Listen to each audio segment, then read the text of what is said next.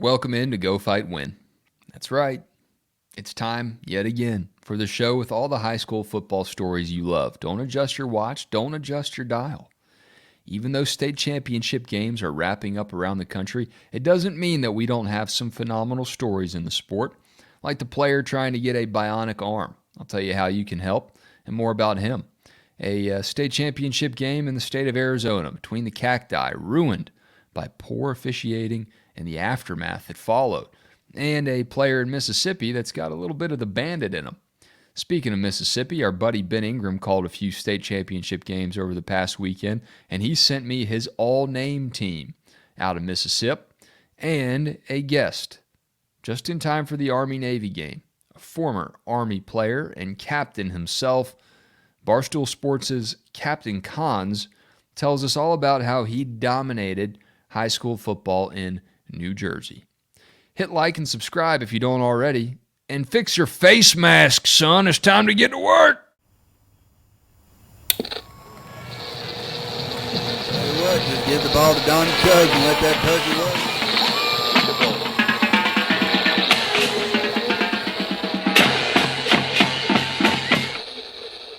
Well, I'm grateful to be back. Time for Go Fight Win. Love this show. Love this first fall that we've all been together enjoying it. Please tell other people about it. Hit like and subscribe if you've just stumbled upon this here broadcast, and learn yourself a thing or two. This is about high school football, and it will continue to be throughout the winter and spring and summer and fall, because we all love the sport. We all love the game, even when it's not being played. There are stories to tell, stories to share, and people to speak with about it, and that's what this show is all about.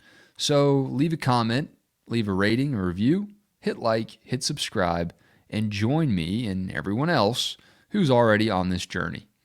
Coffeetown apparel and merch, if you are a fan of the Copperheads, still up and available at gocoffeetown.com. In the team store, there is a link to it in the show's description. And, of course, the Coffeetown Copperheads still got some business to attend to this year as well. Stay tuned for that as Coffeetown plays in the state championship game next week. You won't want to miss that call. We've got some great stories, as I mentioned in the open. Let's talk about this cat right here from Fox 26 News in Ohio. High school football player hoping for bionic hand after fireworks accident. This is written by Abigail Forbes, and this story really impressed me. And there's a way for you to help. And if you go ahead and look in the show's description, you can see the link to this player's GoFundMe. But here's the background story. Isaiah Evans loved ball. May of 2022, he was out for the season with a knee injury and trying to heal to get back to the game that he loves. This time he wasn't injured from the game. He was injured from fireworks.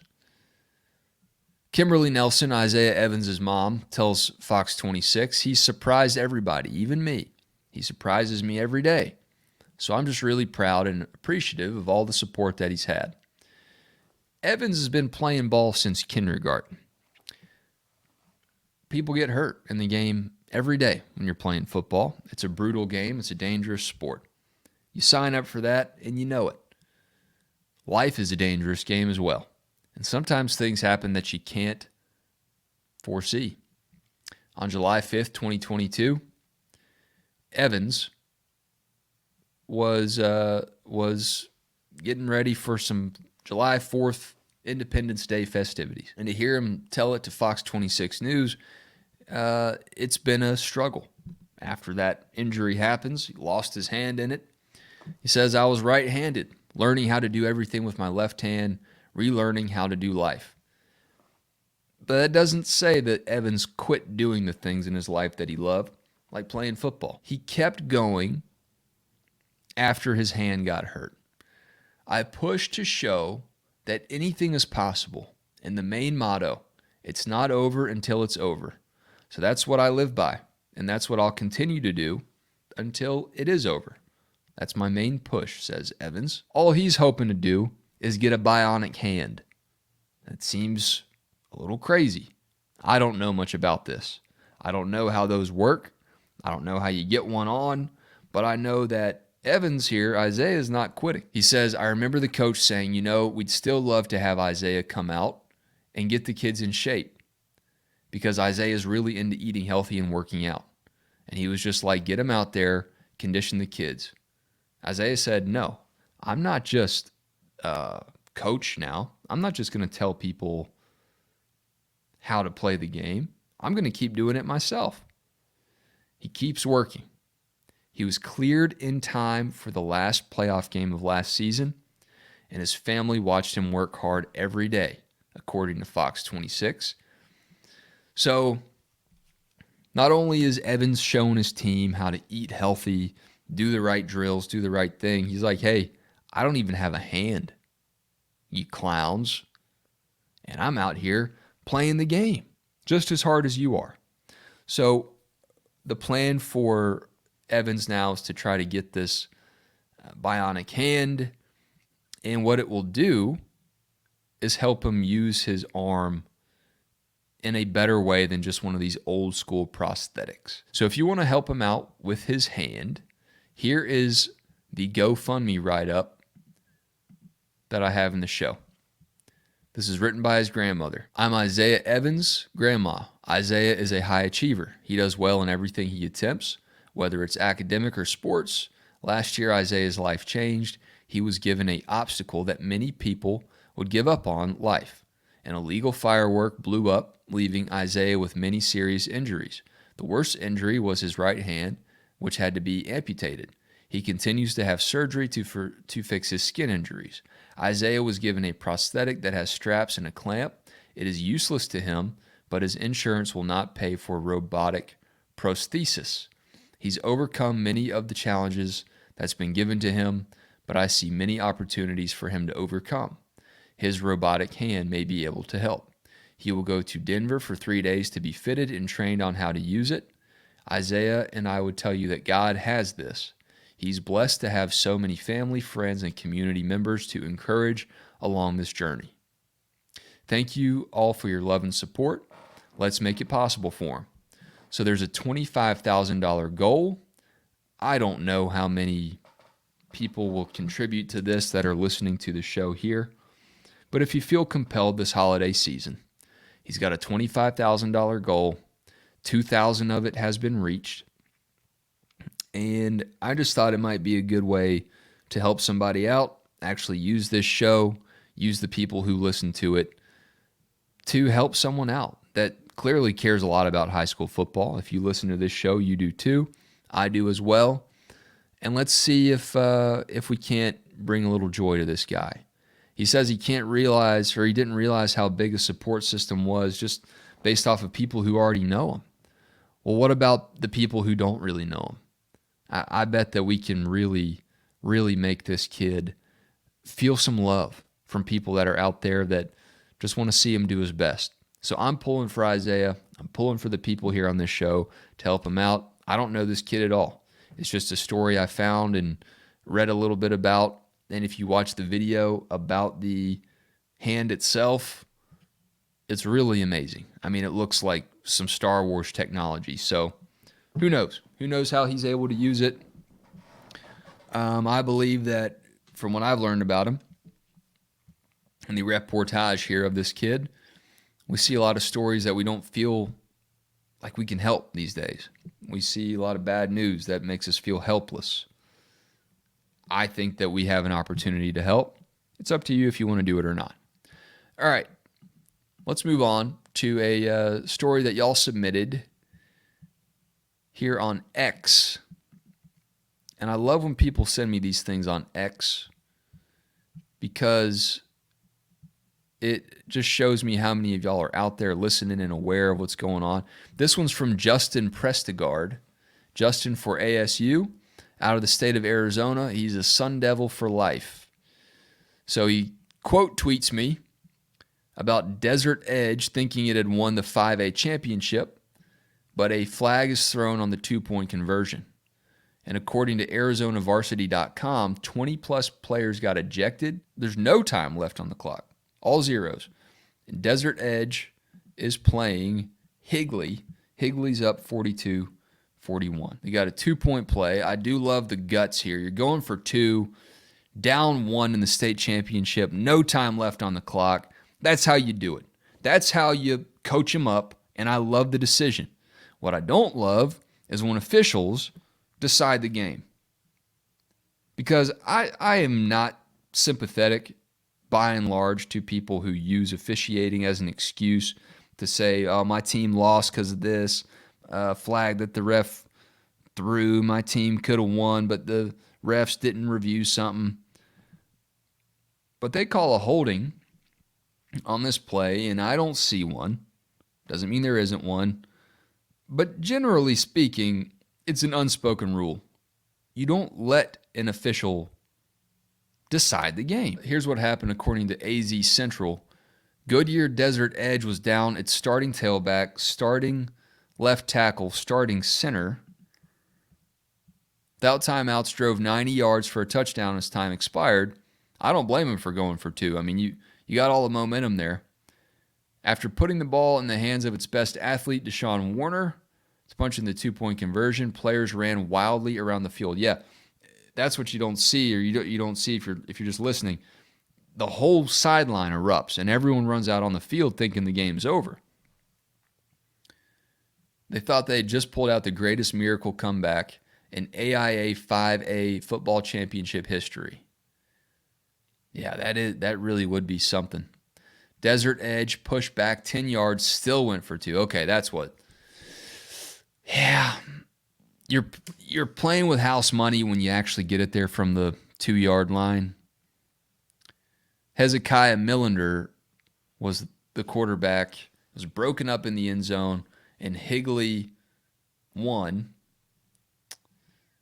And we didn't come here to tie. An emotional Mark Carter, co-coach of the Scorpions, with his brother Marcus. If you think of Desert Edge, you think of guts, you think of resiliency that comes with an edge. Yeah, the Desert Edge. We didn't want to give up the chance. Man, that is hard. All the momentum was going Desert Edge's way after Higley rolled up close to 600 yards through 3 quarters.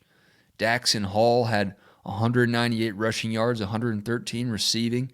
They looked unstoppable. Down 42-13 late in the third quarter, looking like it was over. They rallied, made big plays, and then the refs ruin your chances. Speaking of Scorpions and Desert Edge, I was at the NFL's owners meeting in Atlanta several years ago, and the Cardinals were about to learn that they won the NFL draft location in Phoenix. And I was standing in this hallway at a hotel talking to an Arizona State trooper, a couple of State Patrol guys. One of them was Native American, one of them was a white fellow like myself. And I just watched the movie Casino. And I said,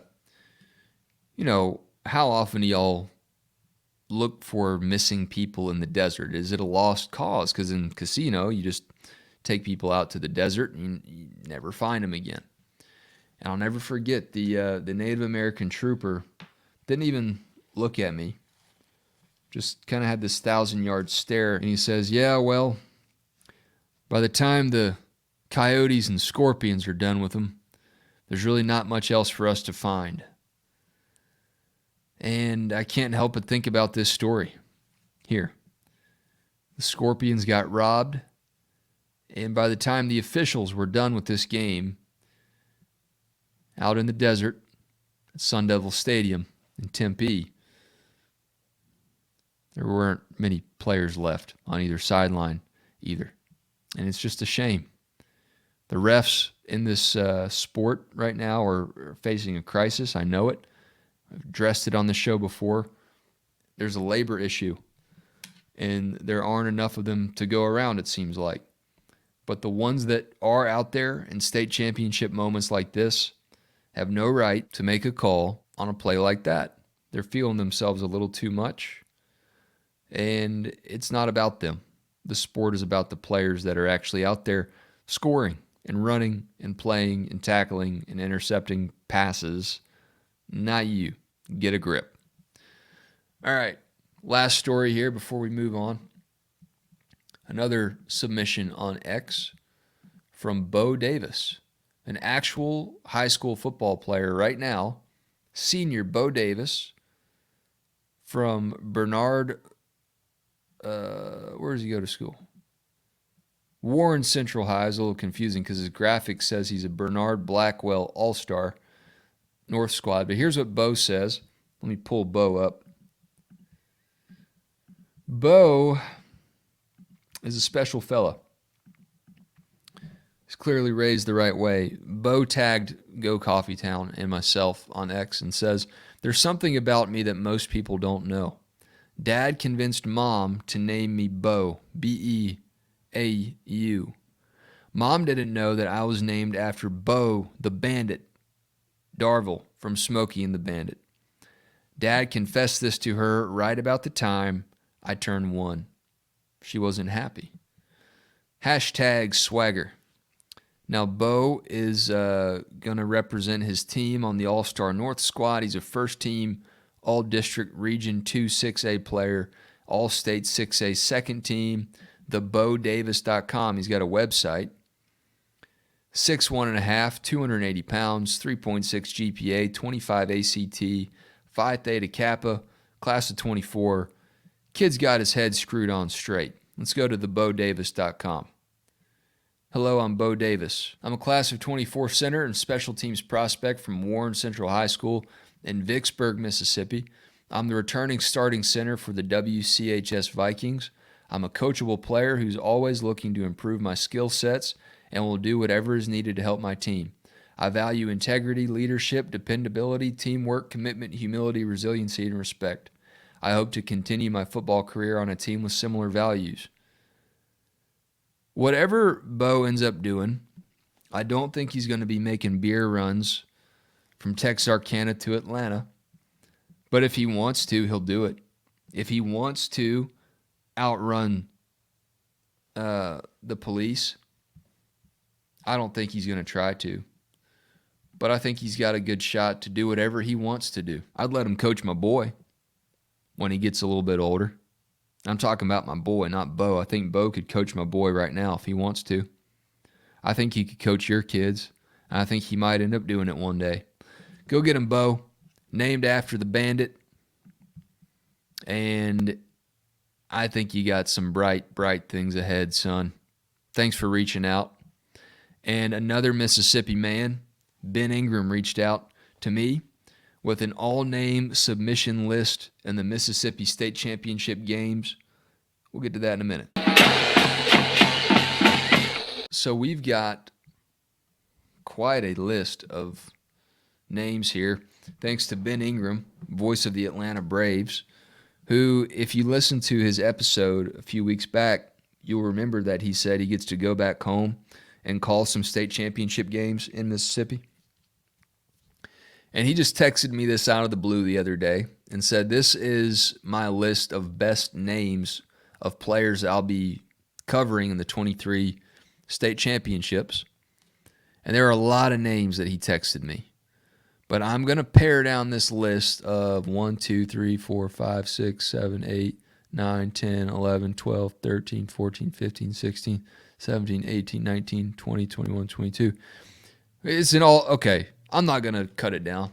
Ben gave me some hard work here, and I'm just going to read them all off because he's got a 22-man roster here, 11 on defense, 11 on offense maybe, but I'll read you what Ben submitted, and you be the judge about who the top names are, and maybe by the end of this, I'll give you my best 2 or 3. We got Alricus Graves from Heidelberg. We got Cornell Bacon from Velma Jackson. Joari Archie from Velma Jackson. You know Archie's a popular name. That's a last name there in the state of Mississippi. Kreishan Smith, Velma Jackson. Nisbick Johnson from Velma Jackson. So Velma Jackson's got quite a few, but they don't even have the most. Zialis Blackman from Biggersville. Troylando Eden from Winona. Launze Nicholson from Winona. DeQuadrian Welch from Noxubee. Najavius Jones from Noxubee. That one just flows off the tongue like Tupelo honey. Kylerian Dancy, Noxubee. E. Cameron Smith from Noxubee. Diarik Gray from Noxubee. Jamitri Johnson from Noxubee. And thus concludes the Noxubee all-name team. Good luck competing with them.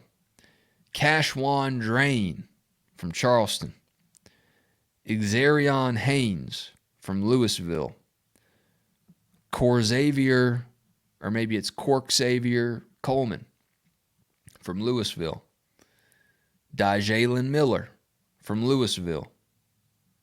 This is going to be a fan favorite here because other people even tagged me in this kid's name, not even knowing that Ben Ingram sent me this list. Tootie Lindsay from West Jones. Tootie. Tootie. Go get him, Tootie. Dan Diego Collins from Grenada. Harvion Willis from Grenada. And LaJoshua Brown from Starkville.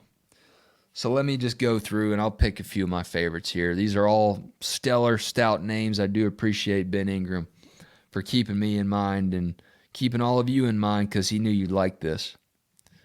My top 5 in no particular order. Cornell Bacon. You just can't top Bacon anytime it's in the name. Zialis Blackman from Biggersville.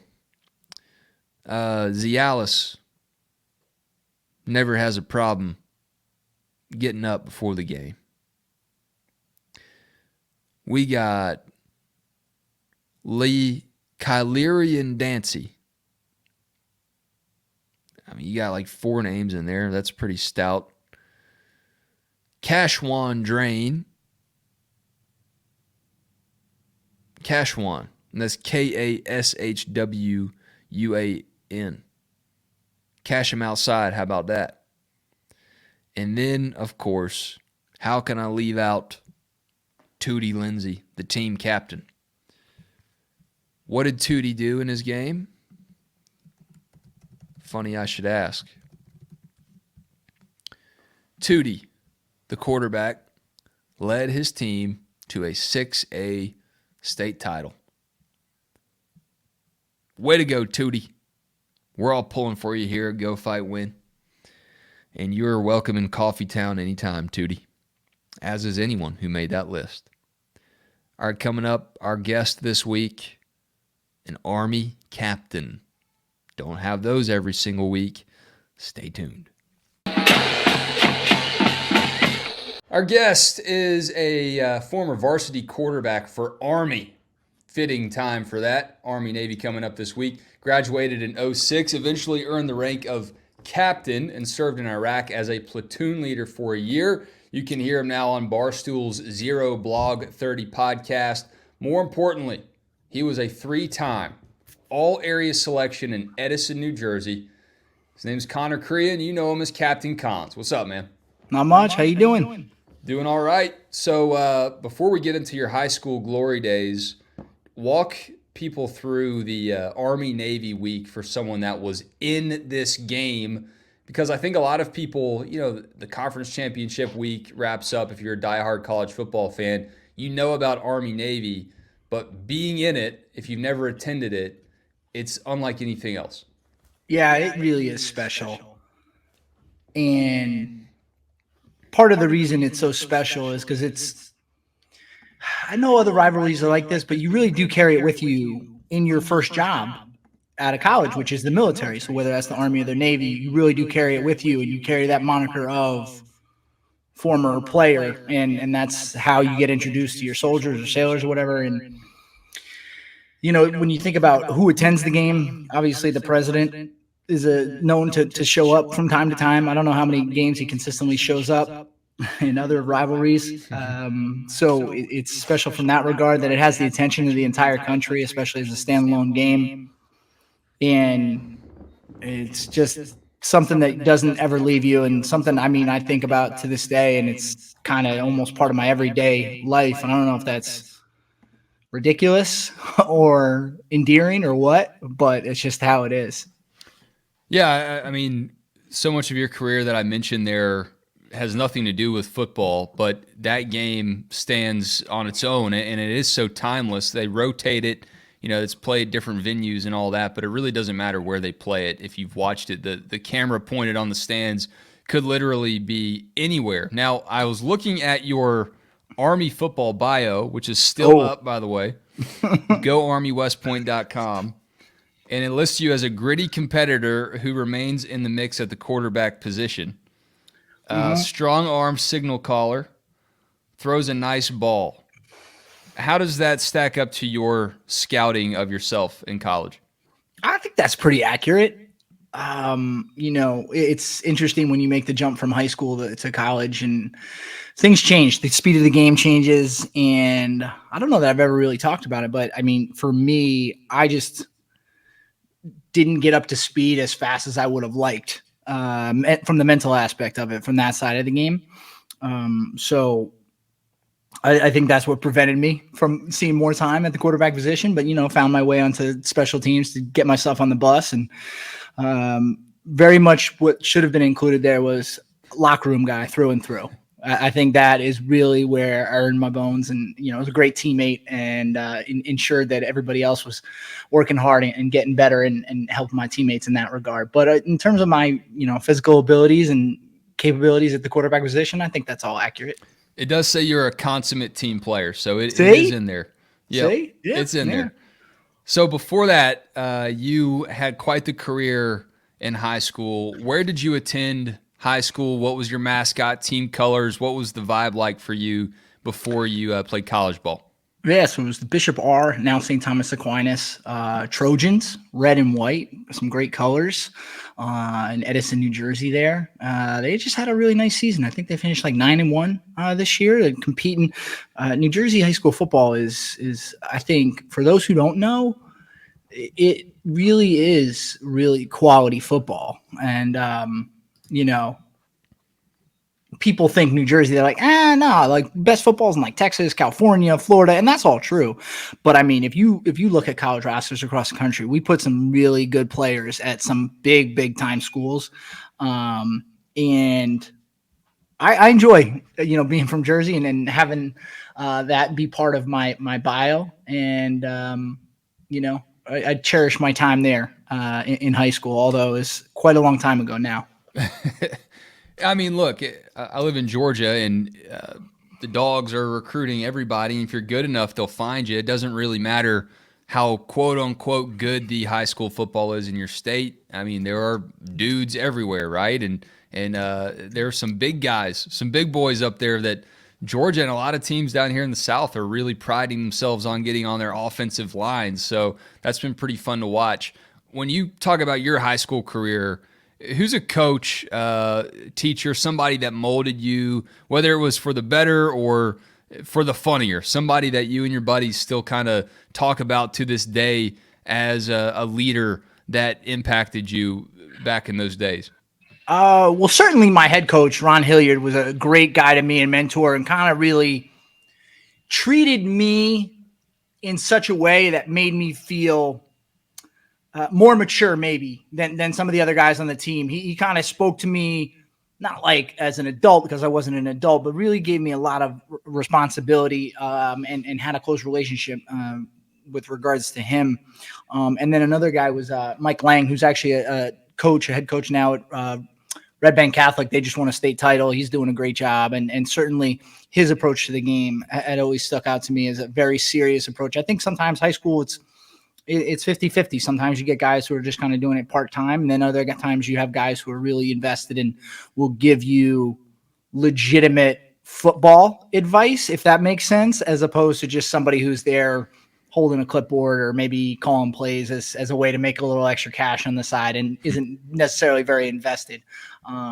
And that's been my experience. Whereas I think maybe, other parts of the country, it's more of a full-time job, but especially, Catholic high schools in New Jersey where the funding might be a little more sparse at some schools as opposed to others.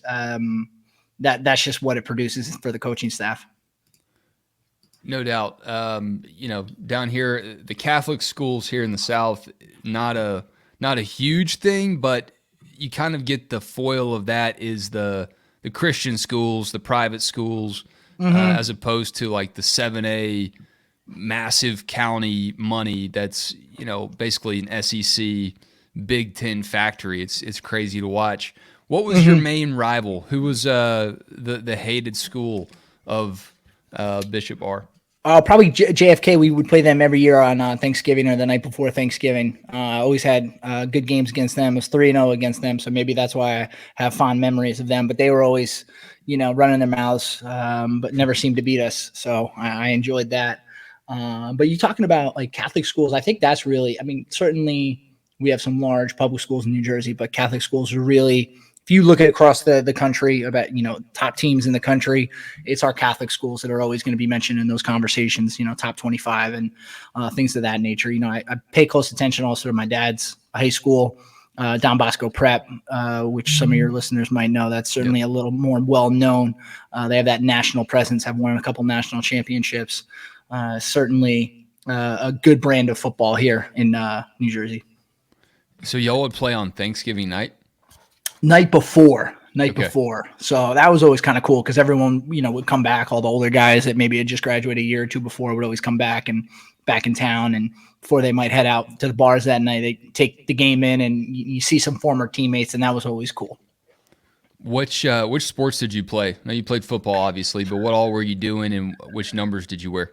Yeah, 3. Number 3 was for everything: football, basketball, baseball. And then my senior year, I stopped doing baseball just as a way to get ready for football. I switched over to track. And then, something else I'm very proud of, and I think you might have seen, I don't know if that's in my college bio or not, but I also was in the drama department. I did 3 musicals. Quite the Renaissance man. I don't know if that is mentioned in your Army bio or not. It should be. No, you were, performed in 3 school musicals. There you go. It's the next to last thing. They squeezed it in there. It's important. It's important to have other interests. I think the only thing that you and I have in common, other than playing football, I certainly didn't have your career. You were a peer leader, and that certainly goes a long way for a lot of people. I don't know what it looked like for y'all. I just taught a couple 5th graders how to do math every other day, and got to leave school early, so that was awesome. Yeah. Well, no, that was it was like one of the periods we would go and teach freshmen something or other. I don't really remember the specifics, but what position did you play? I played tight end and defensive end, and we didn't really throw the ball much to the tight ends. And I think the pinnacle of my career, I had 2 sacks and a fumble recovery in our spring game. And of course, as the years have gone by, I've embellished that. That became like a quarterfinal game in the state playoffs. And if that's not the way it's supposed to go, though, the lore of the high school days, get greater and greater as you get further removed. And what was great, I think now every kid's got a huddle tape, right? Everyone's got their highlights there. But now it's a lot harder or a lot easier now. But when I was in high school, graduating in 2002, like that just wasn't as prevalent. We were still sending out VHS tapes. So the ability to find highlight tapes of me online, I think is pretty much non-existent except for whatever I've put out there on social media. You had to depend on what your coaches did, right? Yes. That another reason I talk about my head coach, like he did that out of the, goodness of his own heart, got me recruited, like put together the highlight tapes, the VHSs, and I don't even know how the hell they did it. From an X's and O's standpoint, like 2 tapes and VCR or something. I don't know. I honestly don't know. But he took the time to do that for me, and was the reason, or largely part of the reason I was able to go play at the next level. Yeah, I had to stop playing my senior year because I got too many concussions, and this was before anybody really knew what CTE was. Dude. So I'm grateful that I stopped. At the time, it was kind of like, so what? You got a little bit of a headache. You can't see. Just go back out there. But I ended up helping the team out through the video stuff, and I would tape practice. I'd set this. We had this before like drones or anything like that. We had this giant mechanism that you like pump up like a bicycle tire, and it would like shoot up like 30 feet in the air and just shoot this camera down. We'd use like a remote control. Somebody rigged it up, and we'd film practice. And so, if I knew what I was doing, or I think now, like if that had happened to me now, I would probably be leaned on by a lot of my teammates to like cut their huddle tapes up. I could have had a nice side business there. Absolutely. And you definitely could have, maybe even parlayed that into doing that at the collegiate level for your Georgia team there.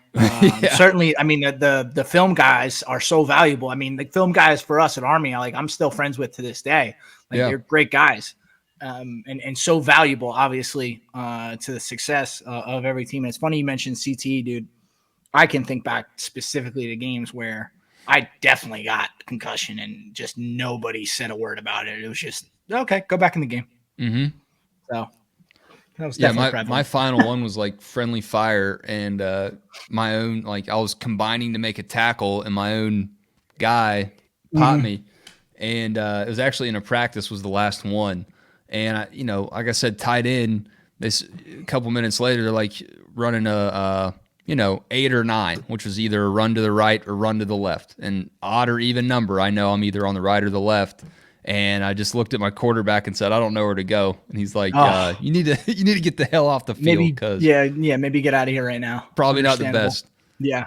All right. So when I talk about your career as a whole, are there games, memories, whether something you did really well, something that didn't go well, that really still stick with you to this day, even with your collegiate accomplishments? Yeah, probably, starting as a sophomore, I was young. So I was, 14 when I started, playing against 17, 18-year-olds. And then I turned 15 middle of the season. And I can remember the first game I won. It was a fourth quarter comeback. And that kind of always stuck with me. Like, okay, maybe I can do this, even though these guys are older than me and bigger than me. I'll catch up to them eventually, but I can do this now. I'm capable of handling this level, and that really gave me the confidence to go forth and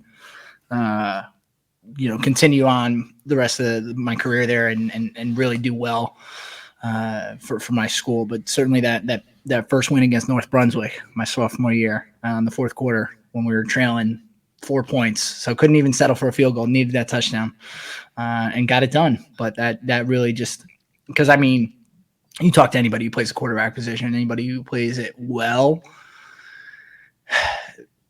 there is a vast difference between someone who has confidence and someone who doesn't. Like if you put me up against the guy who started in my college, like physically I was better, but he had more confidence early because he was more prepared. And when you just feel like you're spinning it and you can't be stopped, you can't teach that. You either have it or you don't, and you need the proof on the field. Yeah, you can get it from practice, but I think the real proof comes from doing it in competition, in a game. And I think that's the difference between good, great, and exceptional quarterbacks, or any position for that matter. Yeah, it's totally different. It's why you get so much credit when you do it great, and why you get none of it when you lose or when you break your leg if you play for Florida State. Yeah, that's so unfortunate. Looking at your bio still here, it says you were selected to the Snapple Bowl. What is that? That was just one of the. I got two of them, the Snapple and then North South. They're just two all-star games, but with Army, when you have to show up to start your Beast Barracks, as we call it there, your first summer, they were both in July, and I had to show up July 1st, so I couldn't play in either of those all-star games that I got selected for, which was kind of a bummer because two of them, actually in both of them, I would have been playing against friends of mine, which would have just been fun. As a memory to have. So I missed out on that, but certainly, the opportunity to go play at Army was a little bit of a bigger calling than playing in those all-star games. Who did you model your game after? You talk about having the confidence to spin it. Who did you kind of envision yourself as when you were spinning it? I had such an affinity for Peyton Manning growing up, through high school. That I was in high school from 98 to 02. So you think about what he was doing, early part of his career there and really having a lot of success. Certainly that was somebody, but then also two other guys, from growing up, Troy Aikman and Steve Young, and probably a little bit more Steve Young with his ability to scramble around. I enjoyed running with the ball as much as I enjoyed throwing it.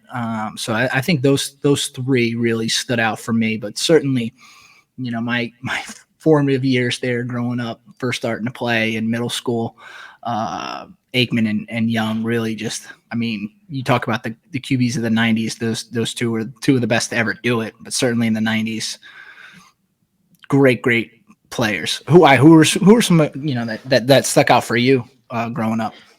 Peyton was who we watched all the time. I think I'm like 4 or 5 years younger than you, so similar overlap. And Peyton was the guy growing up. Watching Vic, he was totally different.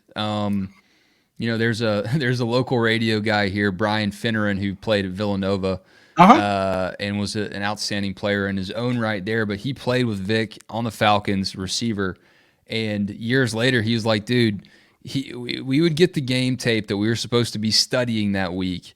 And one day I was walking past them in the parking lot, and I just saw him open the trunk of whatever brand new sports car he had. He just tossed it in the trunk, and I saw stacks and stacks and stacks of the previous week's game tapes that he just didn't have to watch. Now, obviously, that is going to catch up with you. He had his own, getting arrested and all of that. But when he overcame it and came back to the league and was able to actually kind of beat Father Time a little bit there because he actually did start to prepare, it was just disgusting to see how he didn't need to prepare like everybody else because of the talents that he had. Yes. And that was just stupid. That's God-given too, right? You can't teach what he was able to do. Impressive. Eventually, but then you look at someone like Peyton Manning, who doesn't have those physical attributes, and the reason he was able to be arguably the greatest, certainly one of the greatest, was because of everything he had going on upstairs and his ability to prepare and know defenses inside and out. People used to say, Ed Reed would say, playing against him was like playing against a computer. It was just unbelievable how smart and how prepared he was each week to overcome his physical limitations. But I had an opportunity I met Vic at a golf outing one time. I get to talk, and and I mentioned that I played in Army, and he was aware that Army runs a triple option. He just said, man, the things I would have been able to do with the triple option. Now, just imagine him, under center running a triple option would have been special to watch. Just because it wouldn't be legal. That shouldn't be legal. No. But taking everything off the field aside, certainly I don't condone, hurting dogs. He was a special guy. And I can still distinctly remember his freshman year when he was playing the national championship. And I remember there was a play in that game. He was flat-footed and threw it 40 yards on a rope. And I was like, whoa, that is legitimate arm strength. So imagine if you took Manning's work ethic and his brain and put it in Vic, who knows what he could have been, because he did everything he did based on what you're telling me, seemingly from just being physically better than everybody and not necessarily doing all the prep work. To take it back to New Jersey not getting the credit of being a great high school football state, you had Vic out of Virginia. You also had Allen Iverson playing amazing high school football in Virginia, and just kind of had to choose, right? And I think both guys made the right career choices for them. But those are guys I think of when I think about your example of New Jersey and the state of Virginia. Every state has the guys, and they get found. The cream does always rise to the top. Got a couple more. I'll let you run. Ask every person that comes on this question. Take me back to your pregame playlist. What are some songs that you were listening to for motivation before you take the field? Oh my God! So listen, this is gonna sound bad, but I'm so old that you know, I didn't have my own, like, you know, headphones and CD players. Like, they were around, but like it wasn't as prevalent. Like, everybody has their own, you know, AirPods and cell phones now. But I can remember Papa Roach in high school, Last Resort. That was just playing on repeat, seemingly, in the locker room before every game. So that was probably the one song that I definitely remember. And then a lot of Linkin Park. So Linkin Park is Their first something- album was unbelievable. Yeah. It really felt like one long song, if Yes. that makes sense. No, Not it that makes they all complete sounded exactly the same, but you had like the same feeling going through all of it. And my brother's 4.5 years younger than me, and we would just like share the headset on our CD player, just praying that it wouldn't skip when we were in the car, because no way my parents were going to listen to it, but No. it really did strike a nerve in a way that nothing else really had. Papa Roach too, though. It got your blood flowing. There was nothing like that on the radio, and certainly, you know, you couldn't play a lot of it on the radio. No. Like those tracks, the Red Hot Chili Peppers, maybe not motivating you for a game the way those did, but I get what you're saying. You're the first one to come on here and say Papa Roach and Linkin Park. That's I mean, for that's sure. showing my age, certainly, but I think Yeah. that's the best description of that album I've ever heard. Just like one long song. I think that's Yeah. the best I've ever heard. Last one for you. I read that you kind of joked you had a family connection to West Point, but Yeah. you joked that you would never go. No. What changed? What flipped the switch for you? When I took, you know, my official visit, and I think I've talked to a lot of buddies who have played at, you know, college ball, and there's nothing you can really pinpoint. It's just a feeling you get when you step on campus or in the locker room or in the stadium.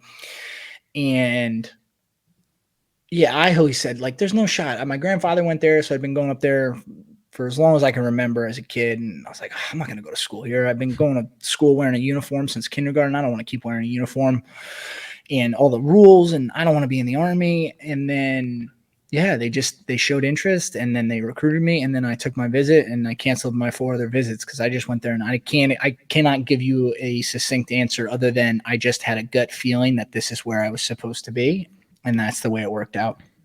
Always got to trust your gut, man. Where can people find you throughout the week? You got a lot of things going on. I know they keep you busy over there at Barstool. Where can people find you if they want to listen to more? Yeah, just check us out there at Captain Collins and Zero Block 30. And then we have the college football show for Barstool Saturday morning at Army Navy if you're going to be up there at Foxborough at the Rodman Ford dealership. And I think I'm not as familiar with Foxborough as I am with some of the other places we play, but it's right outside the stadium from the looks of it. So very easy to get to and very easy to find. So I think that's going to be a lot of fun. And yeah, just a special game. And I'll share one other thing just to give you an idea of, you know, kind of the game. And this isn't unique to me because I think this is probably similar to a lot of guys who play at any level. But I can distinctly remember unfortunately never beating Navy. And then, you know, my locker room after my final game, just sitting there and I was sobbing for 45 minutes just because I knew I was never going to play again, knew I was going to never get another chance at Navy. And that's how much it meant that I was just that bummed. And to this day, I'm still crushed. And it's probably why I, you know, take such a vested interest and stay as connected to the program as I do now, because I'm kind of living vicariously through these players now. And obviously I'm not on the field, but, you know, certainly I'm still part of this brotherhood that we have. So I can still take a little bit of the wins and enjoy them from that vantage point. But it just, you know, every rivalry is special for different reasons. But you know, when you take everything around the game, obviously football is football, but take everything around the game and what in the last 20 years specifically, and certainly before that, but definitely the last 20 years, what all the players on the field went and did afterwards in the Army, given what's been going on in the world. I just think that adds a little extra, a little something that's more special, that you have that bond that, hey, we did this on the football field and then we went and did it on the battlefield. I don't know that you can tell me Ohio State, Michigan, or Auburn, Alabama, Georgia State, Georgia Tech is going to stack up. So that's why I think this is one that's just a little bit more special. Absolutely. So much deeper than a lot of those other programs. No doubt about it. Army, I'm looking at 2.5-point favorites. Is that what you got? Sounds about right. Yeah. Yeah. All right, man. Going to be a good one. Absolutely. Cons, thank you so much, dude. And certainly follow him if you want to hear more about his takes on more than just Army-Navy football. Zero Blog 30, fantastic show. And appreciate your time, dude. Thanks, dude. Appreciate it. Go Coffee Town. Thank you, Cons, for coming on. And if you're a Navy guy, no offense. I just happen to have contact with Cons and set it up. But I'm sure you got some stories too if you're a Navy person. And I can't wait to watch that game. I'm glad it has its own day and its own moment, its own opportunity to shine. And it was great to hear from the captain himself about how he got there. Thank you for listening to this show, for watching it, for hitting subscribe and following along. Love everything that y'all send me. All your submissions make this show hum, and I hope you keep them coming. Some big state championship games coming up around the country, including Coffee Town playing for state. I'm going to have that season finale call on next week's episode of Go Fight Win. Y'all don't miss it. Join us. Head on over to the shop. Gear up for the game and for a long, cold off season, no matter what happens next. Appreciate y'all. Catch you soon.